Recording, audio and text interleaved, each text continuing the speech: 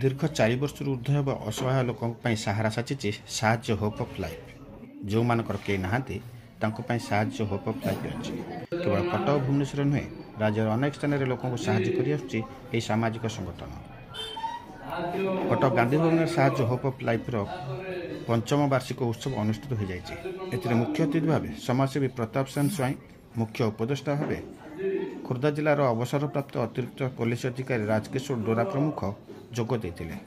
साहाय्य hope of life प्रतिष्ठाता Babita दास और जगन्नाथ दास यह कार्यक्रम को परिचालना करथिले।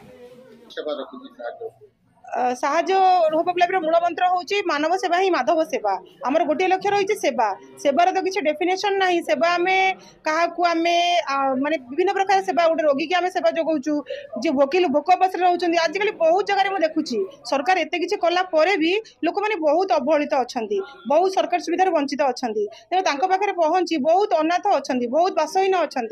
पाखे पहुँची केमती आम सामाजिक स्रोत सामिल करने आम साहाय्यर प्रयास एबे सुद्धा आम 19 जिले में कम करुचु आगु आम चाहूँ ओडिशार कोण अनुकोण पहुँचिकी जमी कार्यक्रम को आम जारी रखिबु।